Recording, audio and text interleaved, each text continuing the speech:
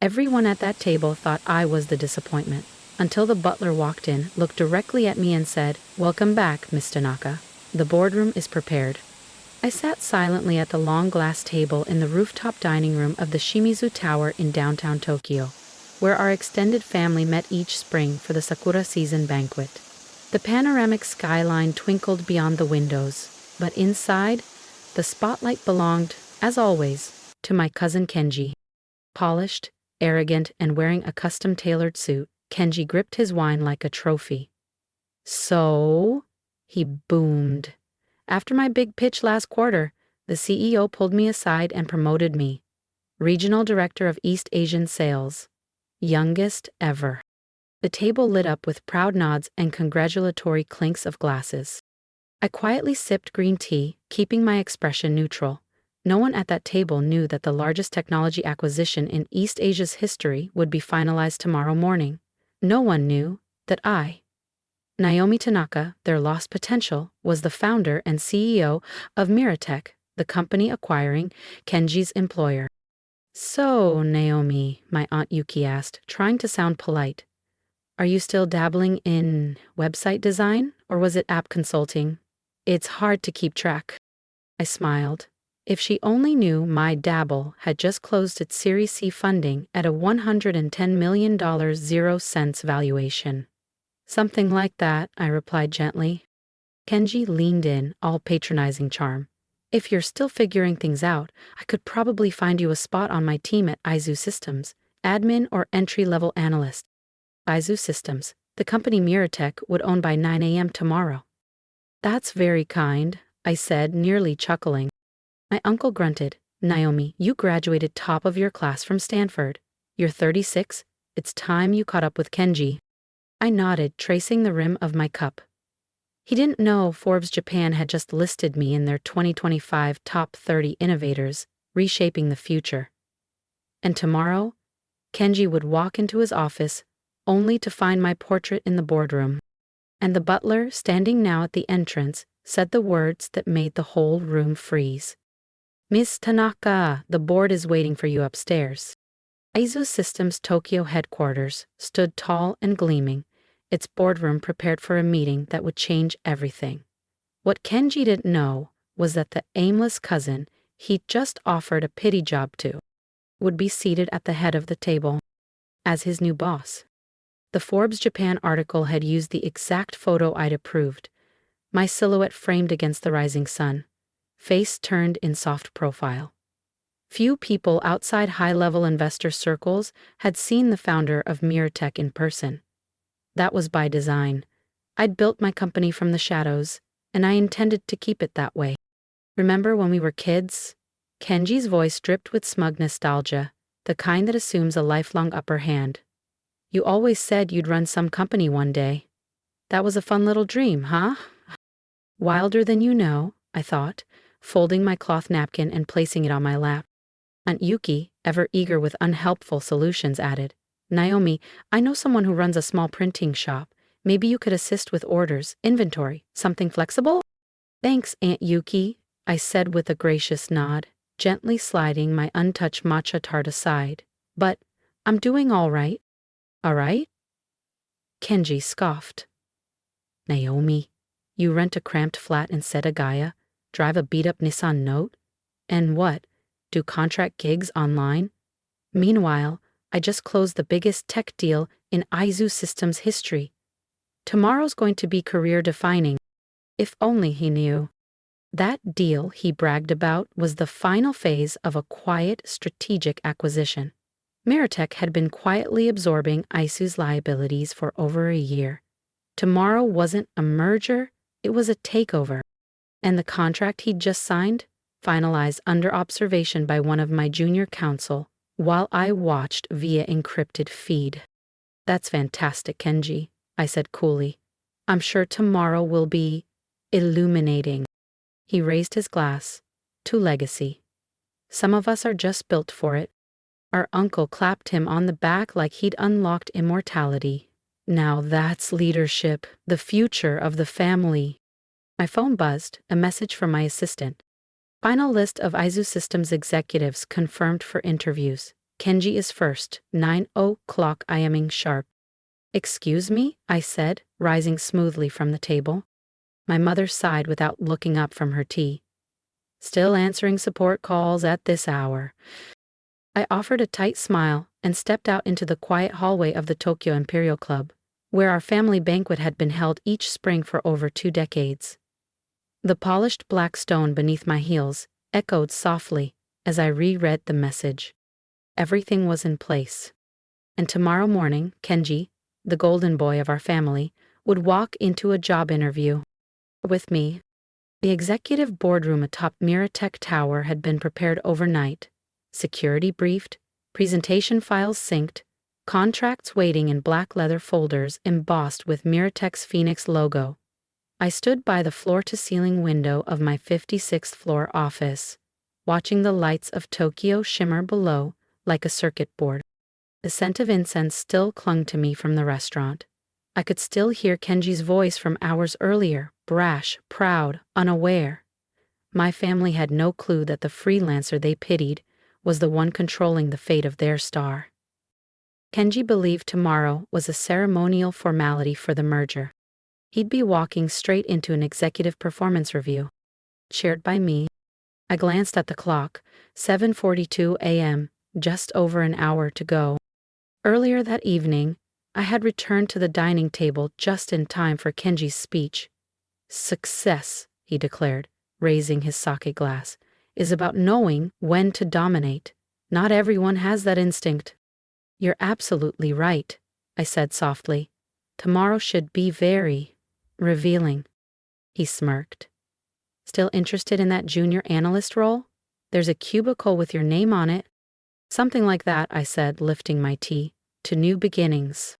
Driving home, I let their voices fade behind me, replaced with quiet focus. The apartment they thought was a studio? It was the penthouse at Azami Residences, overlooking Shibuya. The Lexus in the garage? Paid for the day I finalized our acquisition stake in IU Systems. As I reviewed the files that night, I nearly laughed. What began with a borrowed laptop in a shared cafe had become the empire they were walking into. Miratech now operated across 4 continents, and today it would quietly absorb the very company that made Kenji feel untouchable. That morning, I stepped into my private elevator, sliding the engraved black keycard into place. The digital panel glowed softly, 54, 55, 56. Top floor, executive boardroom. In the mirrored walls, I adjusted the collar of my ash gray Shinobu Atelier blazer. Today wasn't about revenge. It was about clarity, about standing in the full weight of my own power. And when Kenji sat across from me, with his resume and overconfidence, I'd offer him exactly what he never offered me: a chance. If he was worth the risk. I stood at the window of my penthouse office in Miratech Tower, the Tokyo skyline awash in pale morning gold. Below, the city pulsed with quiet energy. Reflected back at me was no longer the girl they doubted, but a woman who owned the future they never saw coming. "Good morning, Miss Tanaka," said my assistant, Hana, as I stepped out of the elevator. "The IU Systems executives are in the main boardroom. Your cousin arrived early, 15 minutes ago." Of course he had. Kenji always had to be first, always needed the upper hand. "How many times has he mentioned his promotion?" I asked. Hana glanced down at her tablet, trying not to laugh. 10 times so far, and 4 references to the Aizu Kyocera integration. I smirked slightly, smoothing my sleeve. "And our protocols? Phone secured, surveillance clean, contracts prepped, no leaks." "Perfect," I said, taking one last breath. "Let's begin." The Miratech boardroom wasn't just functional, it was symbolic. Clean lines, subtle dominance, every chair set with exacting purpose. It was a room built to redefine power. As we approached, Kenji's voice echoed from within.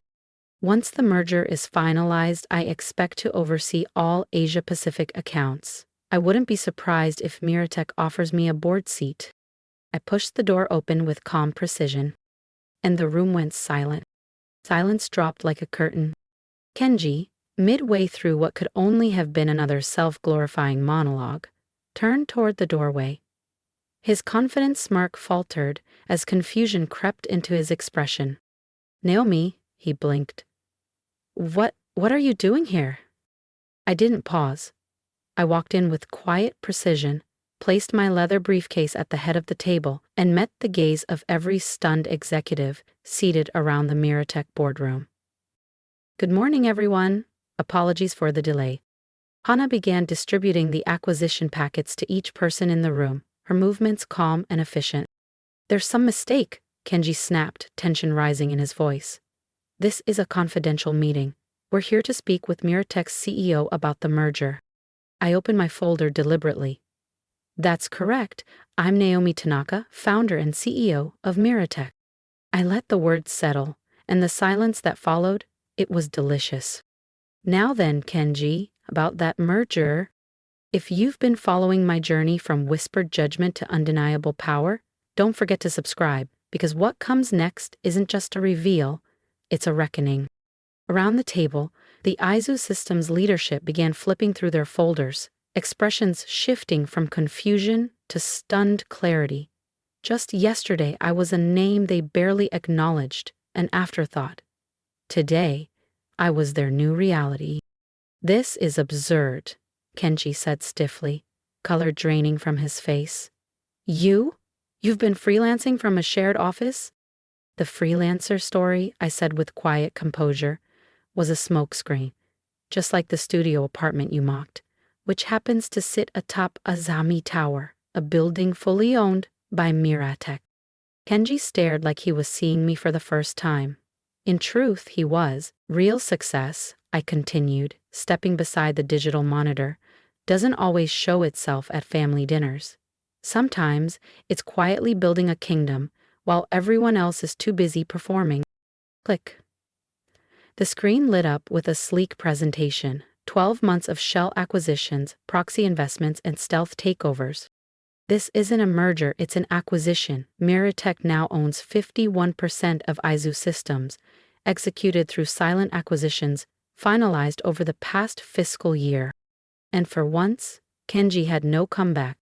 Kenji's expression twisted. Shock curdled into something sharper. "You let me brag all night while you were planning this behind my back. While I listened to you take credit for your assistant's work. While you coasted on borrowed ideas, inflated metrics, and networking dinners," I said, my voice steady, never raised. Around the room, several executives shifted uncomfortably. Some had suspected. A few had even tried to speak up over the past year, but no one dared challenge Kenji. Not until now. As of 9:00 a.m. today, Aizu Systems is officially a Miratech subsidiary.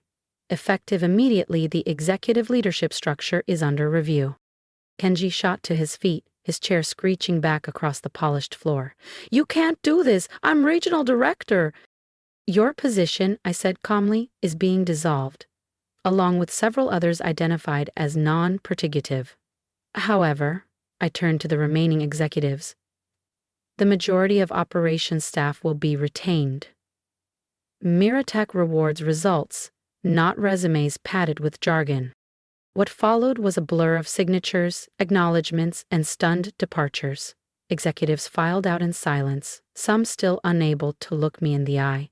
Eventually, only Kenji remained.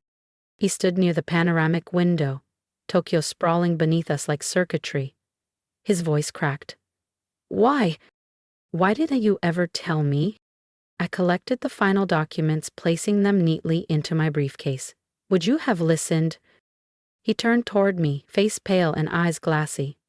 "Every New Year's dinner, every time you said you were figuring things out, you were building this?" I met his gaze. "Yes, while you were performing success, I was busy earning it." "You offered me an entry-level analyst role," I continued, my tone even, as if that was a favor. "You thought I'd be lucky to serve under you." Click. I closed my briefcase. Consider this a lesson in humility.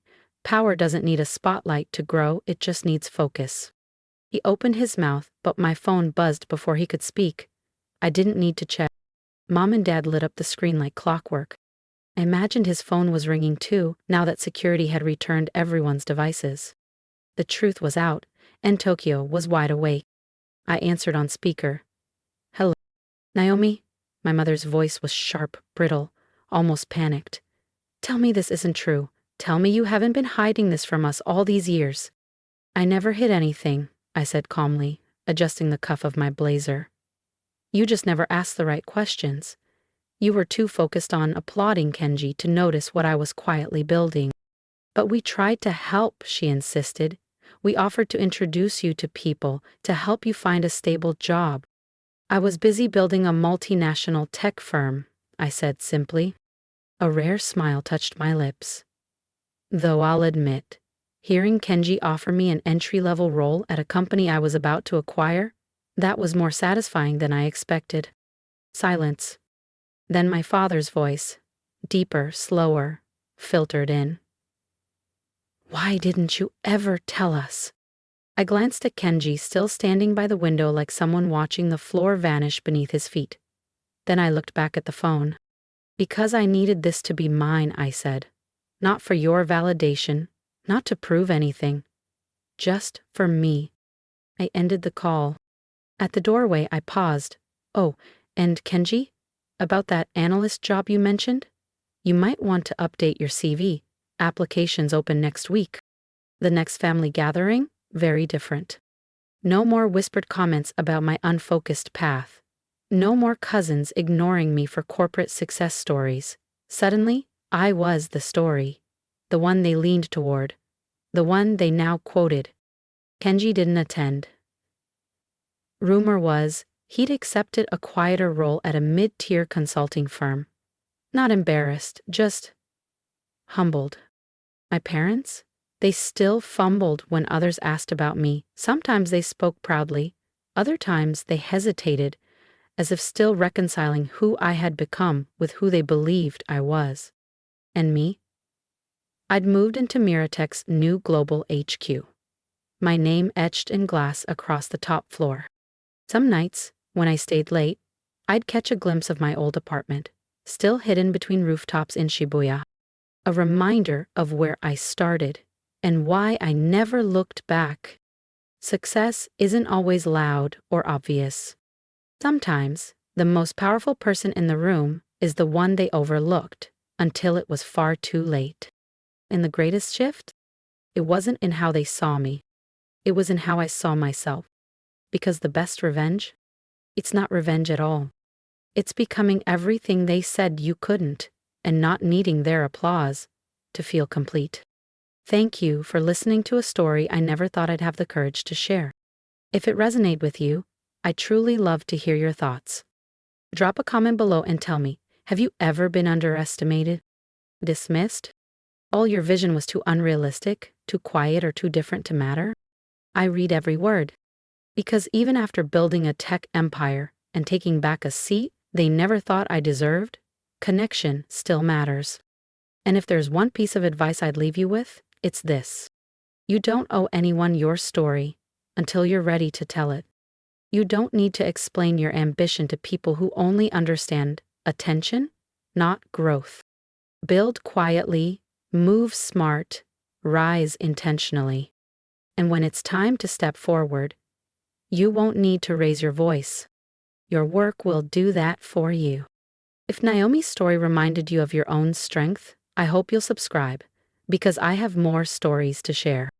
Stories that might help you reclaim your own voice, your own pace, your own power. And remember this.